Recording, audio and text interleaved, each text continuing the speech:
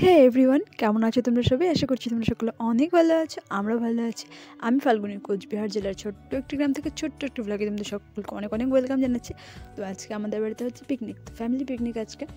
আর পিকনিকের সন্ধ্যাবেলা সবাই ভাবছিলাম কী করব এই ভাবতে ভাবতে ননদ জামাইরা এসছে। ননদ জামাইরা চলে এলো ভাপা পিঠে নিয়ে। তো এখন ভাপা পিঠে সবাই মিলে খাওয়া হচ্ছে। আর পিকনিকটা কিসের জন্য? পিকনিকটা হচ্ছে আজকে ননদ জামাইদের অর্নারি, মানে ননদ জামাইরা সমস্ত খরচা করেছে, আর আমরা শুধু খাওয়া দাওয়া রান্নাবাড়া এই কাজটুকু আমাদেরকে করতে হয়। আর ওই পেছনে ননদ জামাই দাঁড়িয়ে আছেন, আর এখানে বক্স টক্স পুরো সেট আপ করা হয়ে গেছে, কারণ এখানে আজকে উড়াধুরা নাচা হবে। এরকম করেই প্ল্যানিং হয়েছে। বক্স সেট করা হয়েছে, বাইরে সব মানে তার নিয়ে আসা হয়েছে, এখানে বাল্ব দেওয়া হয়ে গেছে। সন্ধ্যাবেলা টিফিন এরকম চাটা কিছু আজকে খাওয়া হয়নি, কারণ সন্ধ্যাবেলা থেকে সবাই পিকনিকের এখানে। বিকালবেলা আমি উনুনটা করে রেখেছিলাম, আর এখন সব সবজি টবজি কাটা হয়ে গেছে। আর আইটেম কী হবে সেগুলো ব্লগটা কন্টিনিউ দেখলে তোমরা বুঝতে পারবে। আর এই যে ননদরা সবাই এখানে খাওয়ায় ব্যস্ত, আর আমি সবাইকে ক্যামেরা ধরছিলাম। আর আমি যে পেছনে আছি, আমার দিকে তো কারো ধ্যানই নেই। তো এটা হচ্ছে সুস্মিতা, আমার ননদ, কাকাতো ননদ। তো সুস্মিতা এখন রান্না বসিয়ে দিয়েছে, ও করছে বাঁধাকপি ঘন্টটা।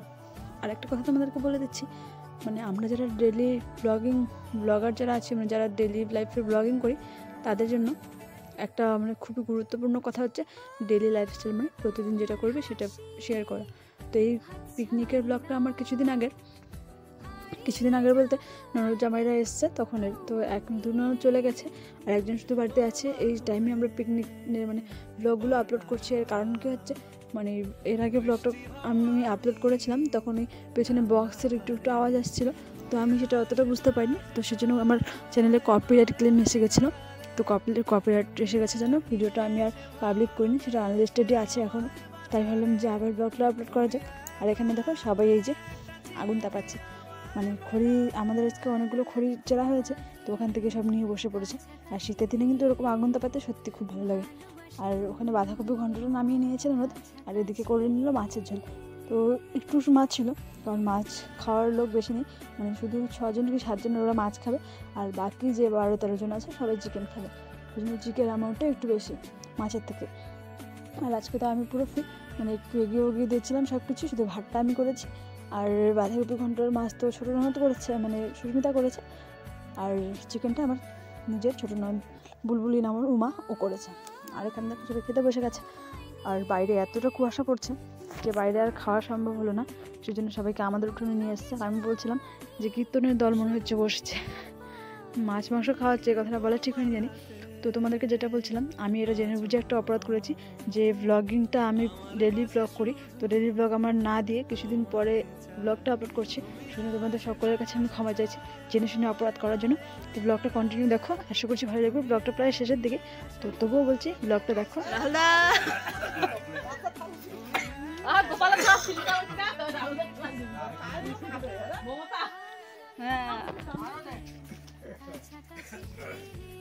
পিকনিকটা এক সপ্তাহ আগে হয়ে গেছে, এত পরে ব্লগ দেওয়ার কোনো মানেই হয় না, কিন্তু তবুও ব্লগটা দিলাম। এর কারণ হচ্ছে সবাই মিলে একসাথে এত আনন্দ মুহূর্ত একটা স্পেন্ড করলাম সবার সাথে, সেটা স্মৃতি হিসেবে রেখে দিলাম।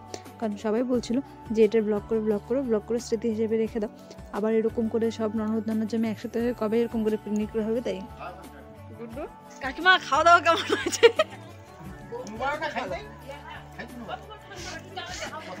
কি কুয়াশা, দেখো বৃষ্টির মধ্যে পড়তেছে।